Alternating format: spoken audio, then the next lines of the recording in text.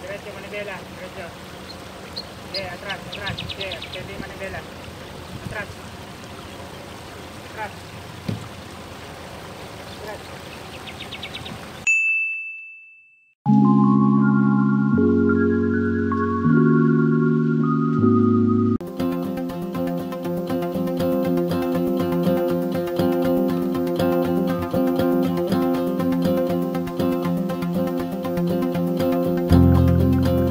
Morning guys. So nanggaling kami ng palengke.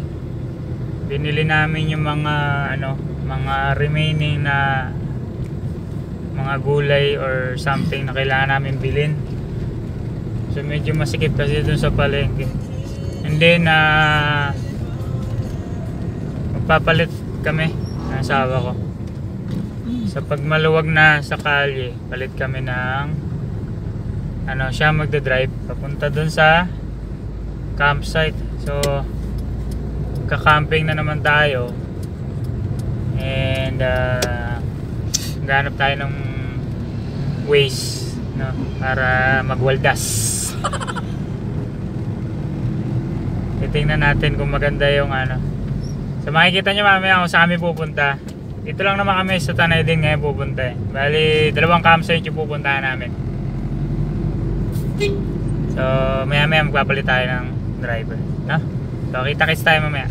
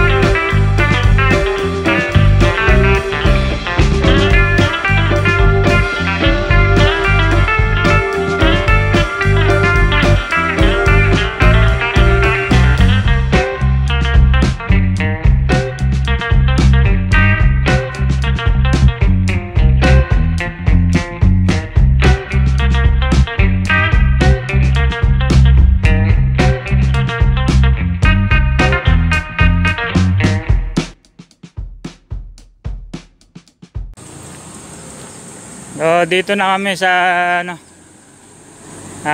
River Ranch.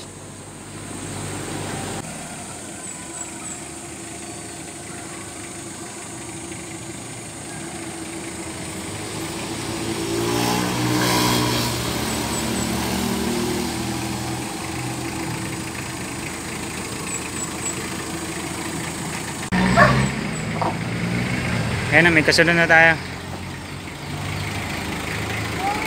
Diretso daw, tapos kaliwa.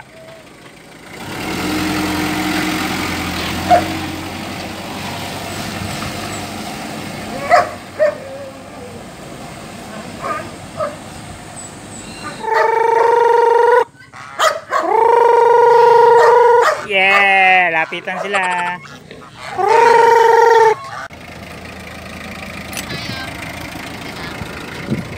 Saan ba? Ito maganda So naghahanap na kami ng pupwestuhan.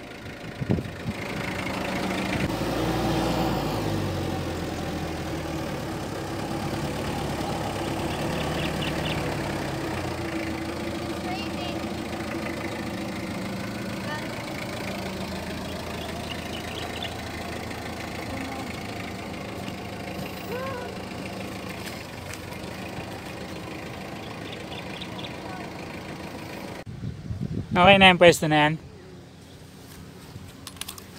Dito ka mag-owning. Oo, pag ano. Dito yan.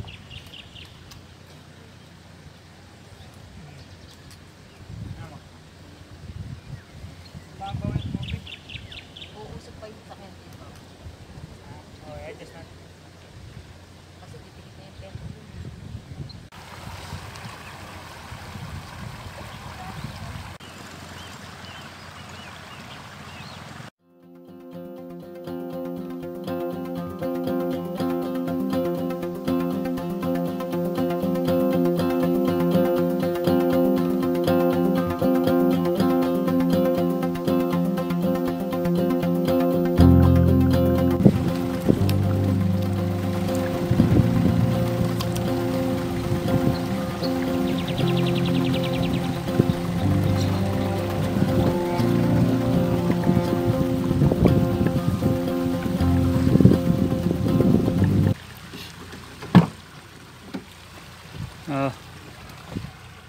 natutak yung ano.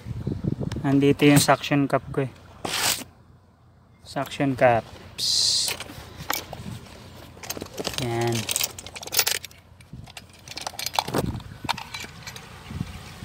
Ber.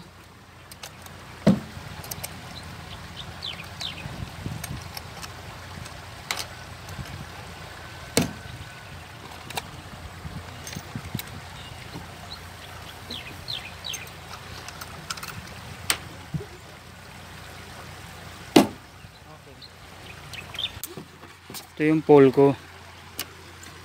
DIY. Handle ng ano to eh, pamintura eh. Ngayon natin yung ano. Yung tali. Ito.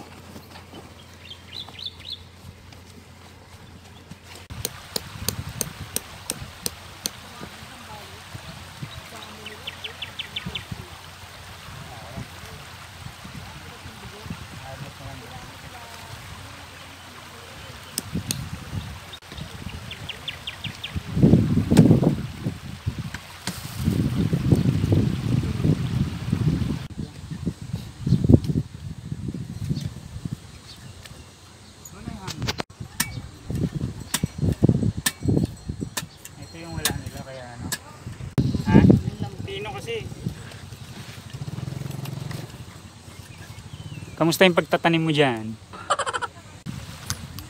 Hila. Hilahin mo dyan na. Ito. Harap matisa. Mataas? Hilahin. Mataas?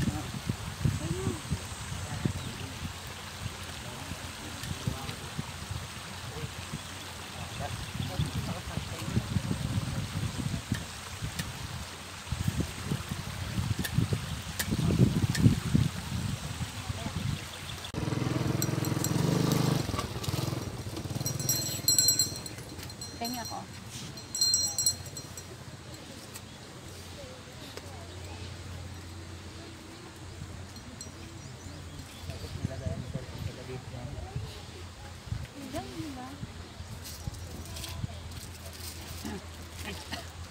Ice cream tayo. Salad po. Ito rin po salad. May salad may kasamang pinipili. So, magcha-charge muna tayo ng solar natin. So, ito yung saksakan ko. And then, tingnan natin kung nagcha-charge. So, 13.6. Tutok sa araw eh. Kaya ano eh. Kanina 13.1 lang to eh. So, magcha-charge muna tayo ng phone. Magulo pa oh. Magulo pa yung gamit. Hindi pa naayos. Oh, kalat-kalat pa. Owning pa lang nailagay namin. Pero ayun, nakapaglagay na kami ng owning. So nakapag-chill kami na sandali. Ngayon, ayusin natin lahat 'yan. Lalagay tayo ng mesa and then dito kami maglalagay ng tent. No? So busy pa eh. Ito yung vicinity. Yan. Mamaya maliligo tayo diyan.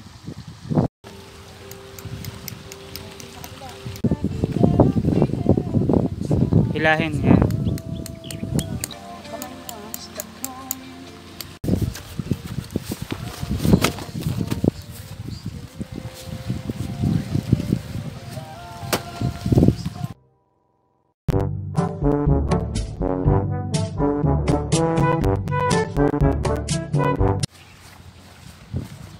So after ilang minuto, halos kulang 30 minutes din siguro yon. Set up na namin yung tent namin. So ito na yung tent namin. Hindi pa namin nalagyan ng bedding sa loob. Lalagyan pa namin yan. Papahinga muna kami ng sandali kasi mainit. Ngayon naman sasaksak tayo ng airbed. So mag-inflate tayo.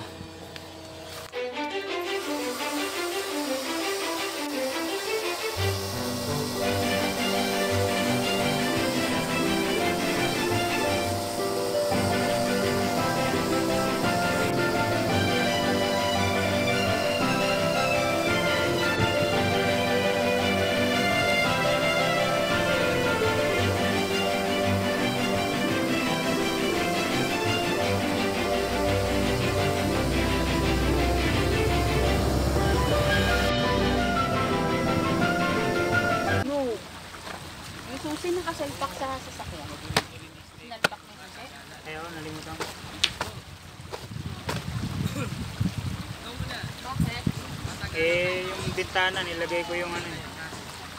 Amin na pala. Yung susi, ilagay mo yung isa sa'yo. Yan sa bulsa mo lang. Nararado ko na yung kabilang side na pinto. O, gusto mo na magpalit ng sinyas? Ano kapalit? Ang daming lamba. Ano yung bagong dating? Hindi, in-adjust niya yung sa kanya. Ayan yung Ay, payo. logo rin siya.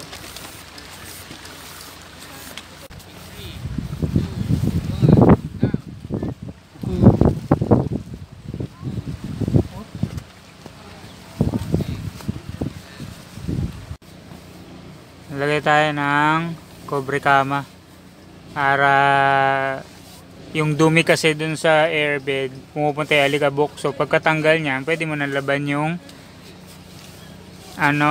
cobre kama.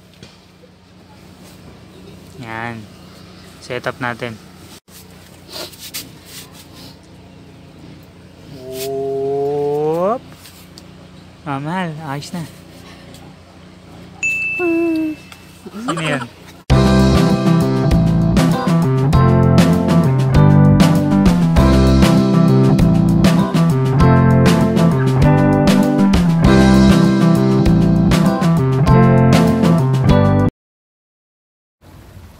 So, good morning guys. Mag-aalas 10 na ng umaga. Papakita ko sa inyo kung gaano nakaraming tao ngayon. Ang daming tao, tingnan nyo.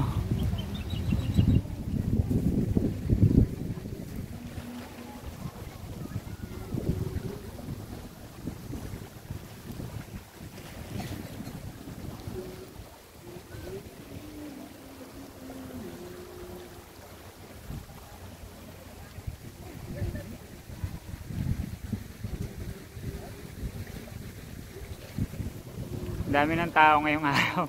Kasi Huwebes Santo na. Dami ng tao ngayon.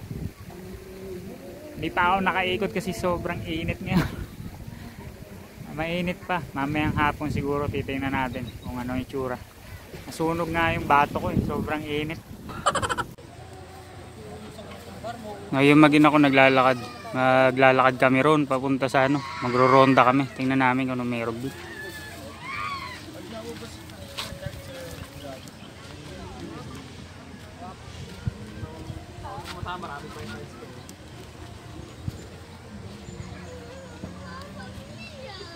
Oo, pwede. Di ba sa vlog kasama yan? Tingnan natin, papasukin natin kung ano yung itsura. Ito pala. Ito pala yung daan. Hop. Ayan yung pangalan, River Ranch. Ito yung sa may-ari. Ito yung mga kasama namin, dami nila. Oh, dami yan. Katin natin.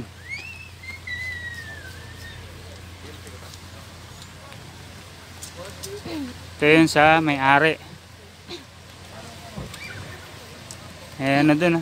Oh, may camp van. Ganun ganda. Parang hindi ko alam, parang tiny house. Ito yung sa may-ari. Hindi ko alam kung magkano yung entrance dito. Siguro may different price or mga pang kakilala lang nila. May camper van dun. Ayan kita nyo yung karatula na yun. Yun yung Campayatos sa kabila. Tatawid ka lang sa kabila.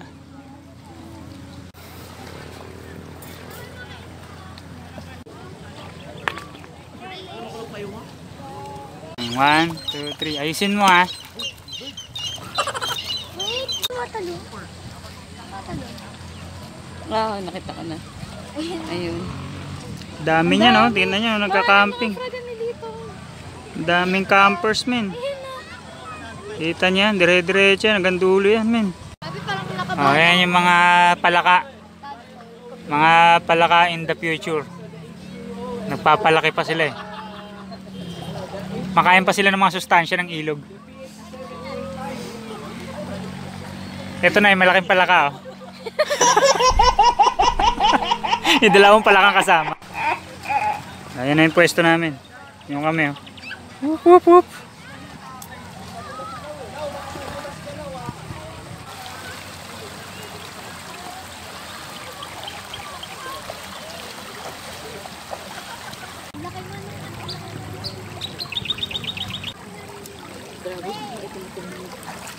So, anong masasabi mo rito sa River Ranch? Pang-ilan na ba natin tong campsite na napuntahan natin? Mga pang-8 na ata to eh. Kasi nag-Gabriel Sanctuary kami. Nag-Batis, nag-Camp Kawayan, Empire Dragon, CBM, Caliraya Surf, Caliraya Ecoville, Crystal Beach. So pang-siyam na pala namin tong etong River Ranch.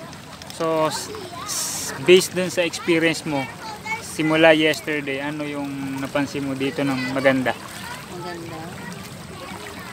Lakas mo, nakikinig yung mga subscribers ko, malulupit eh. Maganda CR. Maganda yung CR. Tsaka marami CR. Yung tubig, Malinis. Malinis.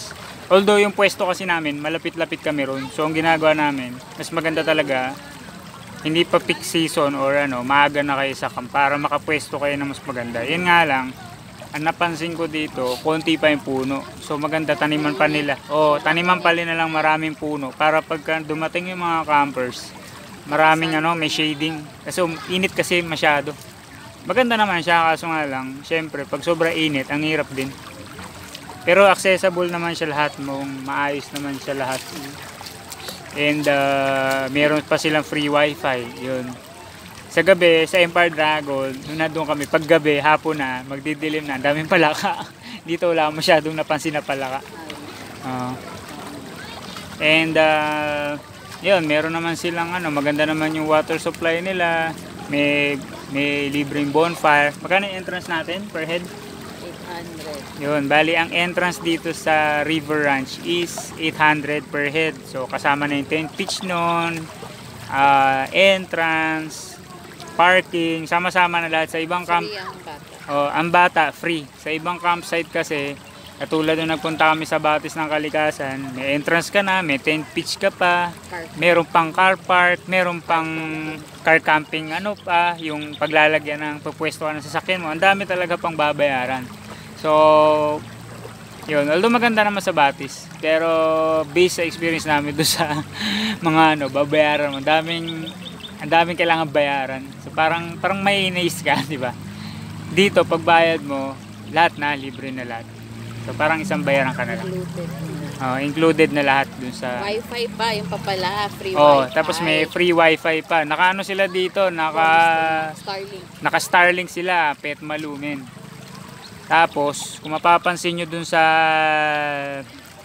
bandang dulo, yan, dun yun. Ito, yan. Yan, yung dulo na yan. Hindi nyo lang nakikita masyado. Pero dyan yung yung Marilaki Camp. Pagkatapos namin bukas, tatawid kami sa kabilang ilog. Sa kabila naman kami. Punta kami sa kabila. Yan. So, maganda naman dito. Yan. And maluwag yung campsite nila. And ang kagandahan dito, lahat ng sasakyan is applicable kasi hindi kailangang tumawid ng ilog. Yun ang advantage dito. Halos lahat ng type ng sasakyan, sedan man or 4x2, kung tricycle pa dala mo or whatever, makapunta ka dito. Accessible.